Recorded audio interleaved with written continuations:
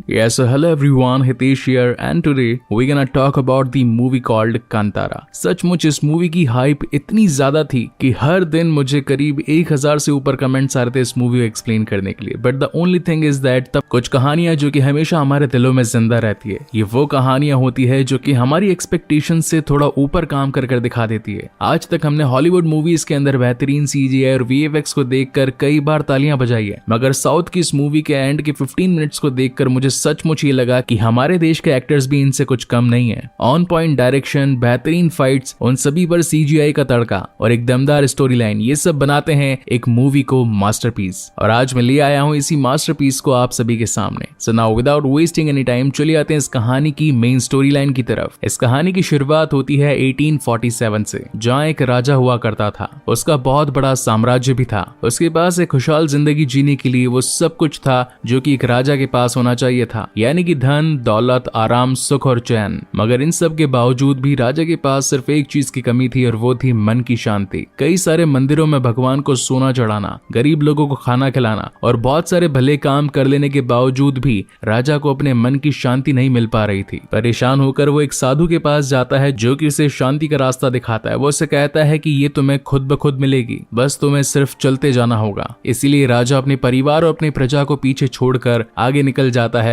अपने मन की शांति के लिए। वहां से निकलकर वो कई सारे तीर्थ स्थलों पर जाता है, नए नए गांवों में जाता है, काफी सारे साधु महात्माओं और ऋषियों से मिलता है, मगर फिर भी उसे वो शांति नहीं मिलती। और एट द एंड उसे ये समझ आ चुका था कि इस धरती पर तो उसे अपने मन की शांति मिलने नहीं वाली। इसलिए वो सब कुछ छोड़कर एक जंगल की ओर आगे बढ़ जाता है ताकि वो अपना पूरा जीवन वहीं पर न्यौछावर कर दे। तभी अचानक उसे एक आवाज सुनाई पड़ती है। हालांकि राजा को उस आवाज से डर नहीं लगता, उसे तो ये लगता है कि उसके माता पिता उसे कहीं से पुकार रहे हैं। और जब वो उस आवाज का पीछा करता है तो उसे अपने सामने एक पत्थर दिखाई पड़ता है। गांव के लोग उस पत्थर को पंजुर्ली देव के नाम से पूजा करते थे। वहां खड़े होकर राजा के मन में एक ऐसी शांति आती है जैसे मानो उससे दुनिया का सारा सुख मिल गया हो, और वो ये डिसाइड करता है कि वो इसे अपने राजघराने में ले जाएगा। मगर उसी वक्त वहां गांव के कुछ लोग आ जाते हैं और उसे ऐसा करने से मना करते हैं। उन ट्राइबल लोगों का कहना था कि ये पत्थर ही उनके भगवान है। वो इसे पंजुर्ली देव कहकर बुलाते हैं क्योंकि यही आज तक उनके इस जंगल में रक्षा करते आए थे। मगर राजा का औहदा ज्यादा था और वो उन पर जोर डालने लगता है। तभी हम देखते हैं कि गांव के ही लोगों में से एक शख्स के अंदर पंजुर्ली देव आ जाते हैं और वो चिल्लाकर राजा से कहते हैं कि अगर मान लो मैं तुम्हारे साथ चलने के लिए तैयार हो जाऊं तो इसके बदले तुम इस गांव को क्या दोगे। जिसके बाद वो कहता है कि जो आप कहें मैं वो करने के लिए तैयार हूं। जिसके बाद पंजुर्ली देव अपनी आवाज में जोरदार चिल्लाते हैं। उनकी आवाज की गूंज इतनी थी कि पूरे जंगल तक में वो आवाज सुनाई पड़ी थी। उनका कहना था कि मेरी आवाज की गूंज जहां तक भी गई है तुम्हें उतनी जमीन इन जंगल वालों को देनी होगी, क्या तुम इसके लिए तैयार हो। जिस पर राजा अग्री हो जाता है और पंजुर्ली देव उसके साथ चलने के लिए तैयार हो जाते हैं। इसी के साथ उनकी एक शर्त भी थी, पंजुर्ली देव के साथ उन्हीं के एक उग्र रूप गुलिका देव भी आएंगे। अगर तुमने अपने वादे को तोड़ा और इस जंगल की जमीन को किसी और काम में लगाया तो उनका उग्र रूप सब कुछ तबाह कर देगा। वचन के अनुसार राजा ने वो सब कुछ किया, जिसके बाद उसे उसकी मन की शांति मिल गई।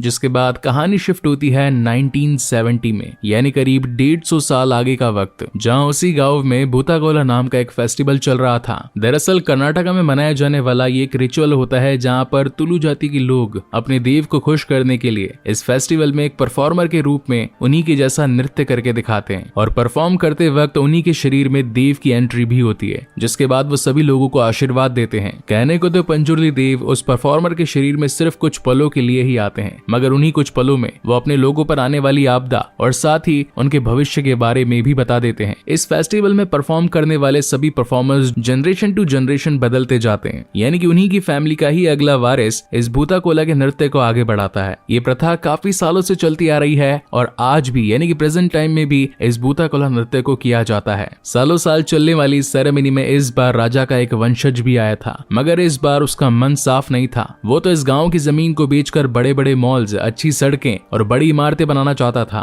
ताकि उसका खुद का प्रॉफिट हो सके। उसे हर बार ये लगता था कि ये भूताकोला सिर्फ एक फालतू की प्रथा है। इन लोगों ने देव के नाम पर इतनी बड़ी जगह को यूं ही घेर के रखा है। उसी परफॉर्मेंस के दौरान वो शख्स पंजुर्ली देव के पास आकर कहता है कि मुझे अभी नाटक और नहीं झेलना, मुझे मेरी पुरखों की जमीन वापस चाहिए। यहाँ तक कि वो उन सभी को कोर्ट में घसीटने की धमकी भी देता है। मगर पंजुर्ली देव उसे कहते हैं कि गांव वालों को ये जमीन तुम्हारे राजा ने ही दी थी और अगर उसने अपना वादा तोड़ा तो उसका खामियाजा भी उसे भुगतना होगा। मगर देव की बातों का मजाक उड़ाते हुए वो शख्स कहता है कि ये बातें कोई नर्तक बोल रहा है या फिर असली की देव। तो गुस्से में आए देव उसे कहते हैं अगर तुम मुझे ढूंढ लो तो इसका मतलब ये सारी बातें एक नर्तक कर रहा था, लेकिन अगर तुम मुझे नहीं ढूंढ पाए तो इसका मतलब ये सारी बातें देव यानी कि मैं कर रहा हूँ। जिसके बाद देव एक मशाल लेकर जंगल की ओर भागते हैं। सभी लोग उनका पीछा करते हैं। आगे जाकर देव एक छोटे से ग्राउंड में रुक जाते हैं और एक गोल चक्कर काटकर जमीन में ही कहीं गुम हो जाते हैं। उनके आसपास आग का एक घेरा बन जाता है और अब तो गांव वाले भी इस बात को मान चुके थे कि उस परफॉर्मर के शरीर में उस वक्त देव ही थे जिन्होंने उस वंशज को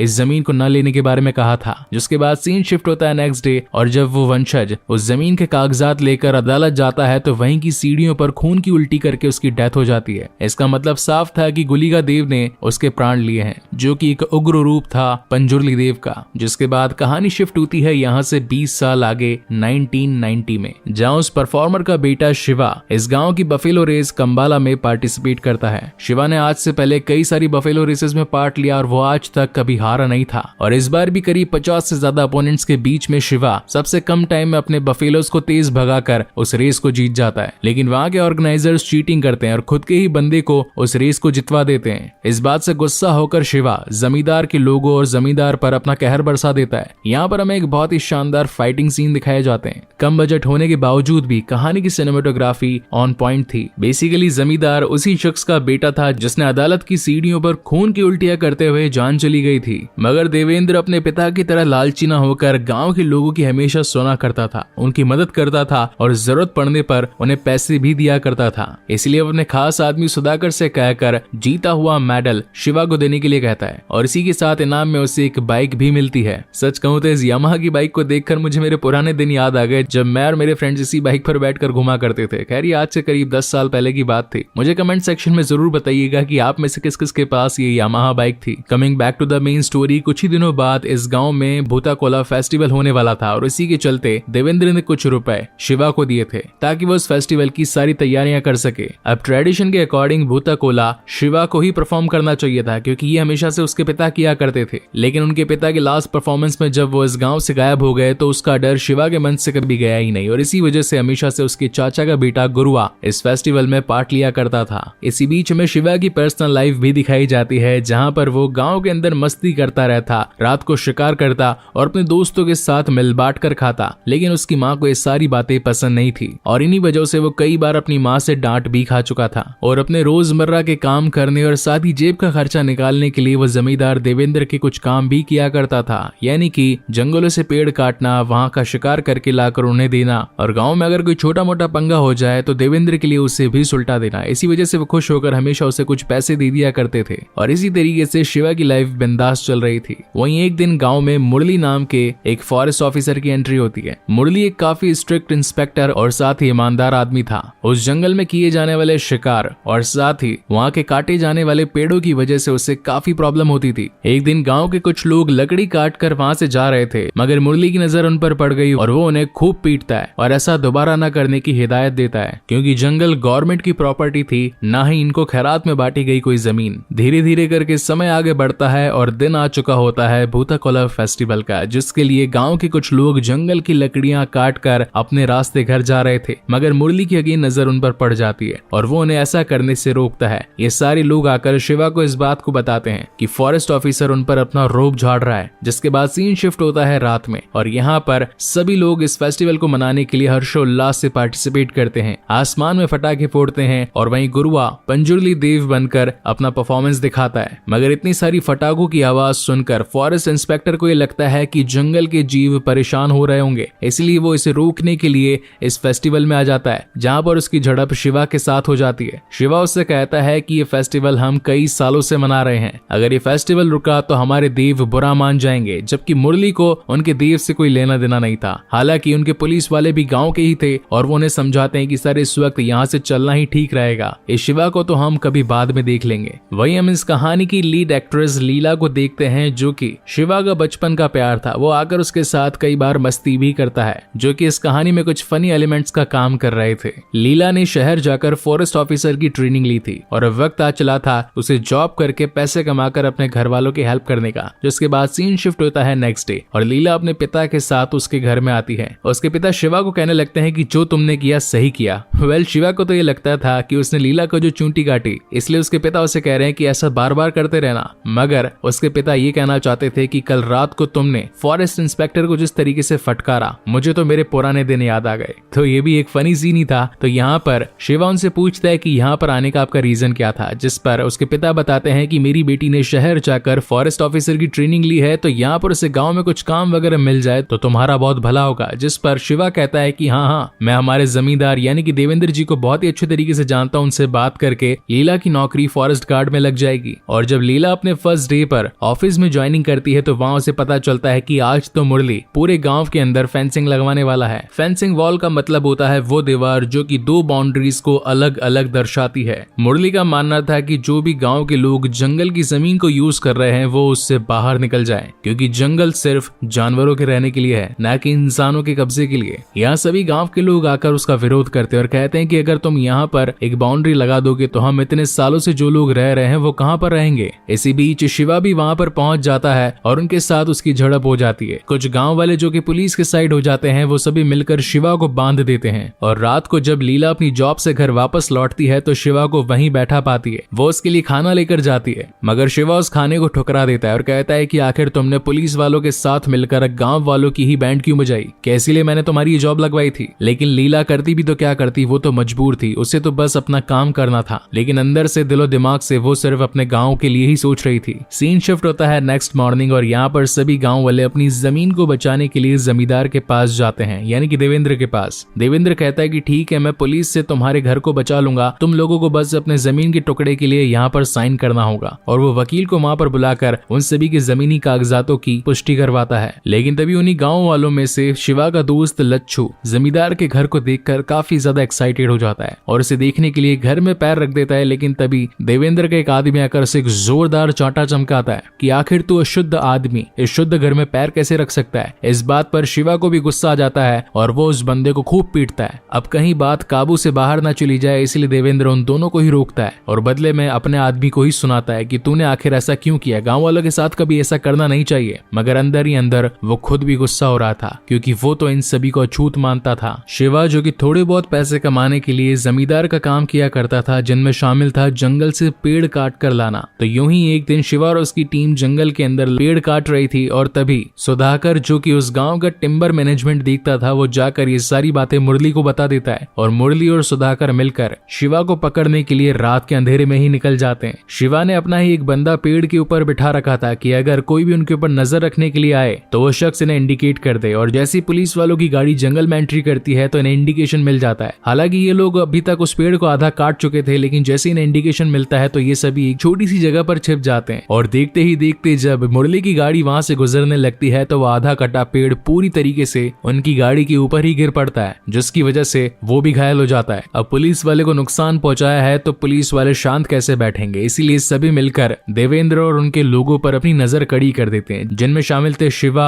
लच्छू, रघु और नारू। अब ये सभी पुलिस से जान बचाने के लिए कुछ दिनों तक अपने आप को छिपा कर रखते हैं, क्योंकि अगर अपने घर वापस आते तो पुलिस वाले ने पकड़ कर ले जाते। वहीं सीन शिफ्ट होता है देवेंद्र पर, जो कि इस वक्त गुरुआ को अपनी गाड़ी में बैठाकर आगे ले जाता है और कहता है कि मैं तुम्हें घर तक छोड़ दूंगा। तो गुरुआ पूछता है कि आप तो इतने बड़े आदमी हैं, इस पूरे गांव के मालिक हैं, आखिर आप मेरी मदद क्यों कर रहे हैं, कि आपको मुझसे कुछ चाहिए। जिस पर देवेंद्र कहता है कि तुमने आज तक इस गांव के लिए क्या कुछ नहीं किया है, हर बार भूताकोला के फेस्टिवल में तुम ही तो पंजुर्ली देव बनते हो और सब लोग तुम्हारी ही तो बात मानते हैं, इसलिए मैं खुश होकर तुम्हारे लिए गांव के बाहर एक बड़ी जमीन देना चाहता हूं तुम्हें, लेकिन उसके बदले तुम्हें मेरा एक छोटा सा काम करना होगा। जिस वक्त तुम इस फेस्टिवल के अंदर जब पंजुर्ली देव बनोगे तो तुम्हें मेरे लिए एक झूठ बोलना होगा। तो गुरुआ कहता है कि कभी भी पंजुर्ली देव झूठ नहीं कहते, वो तो हमेशा सच कहते हैं। तो देवेंद्र कहता है कि ये बात या तो तुम जानते हो या फिर पंजुर्ली देव, क्योंकि वो तो सिर्फ कुछ ही पलों के लिए आते हैं, उसके बाद तो तुम्हारी बॉडी में गुरुआ ही तो रहता है। तो जब पंजुर्ली देव तुम्हारी बॉडी से चले जाएं तो तुम्हें बस इतना कहना है कि आज से ये गांव की सारी जमीन देवेंद्र के नाम करता हूँ। लेकिन ऐसा करने से गुरुआ मना कर देता है, जिसकी वजह से गुस्से में आकर देवेंद्र उसे अपने चाकू से मार डालता है। वहीं रात को शिवा के सपनों में पंजुर्ली देव आते हैं, जो कि खून भरे आंसू रो रहे थे, क्योंकि कोला करने वाला उनका भक्त गुरुआ अब इस दुनिया में नहीं रहा था। जिसके बाद नेक्स्ट मॉर्निंग देवेंद्र खुद गांव में गुरुआ के घर जाता है और शोक जताता है कि आखिर इस भले इंसान के साथ ऐसा किसने किया। जिस पर गुरुआ के पिता कहते हैं कि जिस किसी ने भी ऐसा किया है वो खून की उल्टियां करके मरेगा। गांव वालों का मानना है कि अगर कत्ल गांव में हुआ है तो इसका मतलब वो जुर्मी भी इस गांव में ही होगा, तो उसे सजा जरूर मिलनी चाहिए। इसी बात को मद्देनजर रखते हुए देवेंद्र एक बहुत बड़ा षड्यंत्र रचता है। वो रात को चिकन मटन और दारू की पार्टी देता है शिवा को और उसके मन में ये बात डाल देता है कि जिसने तुम्हारे भाई गुरुआ को मारा वो और कोई नहीं बल्कि फॉरेस्ट इंस्पेक्टर मुरली है। अब गुस्से में आया शिवा मुरली की जान लेने पर उतारू हो चुका था, लेकिन रास्ते में आगे जाते वक्त वो दम मारने के लिए रुक जाता है। उसी गांव का लोहार महाजन जब शिवा के साथ दम मार रहा था तो वो उसे बताता है कि मैंने कुछ दिनों पहले देवेंद्र की गाड़ी में गुरुआ को जाते हुए देखा, मगर वापस आते वक्त गाड़ी में सिर्फ देवेंद्र ही था और अगले दिन गुरुआ की लाश मिली। इसका मतलब साफ है उसकी जान और किसी ने नहीं बल्कि देवेंद्र ने ही ली है। और जब इन दोनों की ये बातें चल रही थी तो सुधाकर ये सारी बातें सुन लेता है और अब वो सीधा शिवा को मारने पर उतारू हो जाता है, क्योंकि अगर वो शिवा को नहीं मारता तो शिवा डायरेक्ट आकर देवेंद्र को ही खत्म कर देता। और अगेन यहाँ पर एक बहुत ही क्लासिक फाइट इन सभी के बीच में दिखाई जाती है, जहाँ पर अकेला शिवा इतने सारे गुंडों को धमाधम पीट रहा था।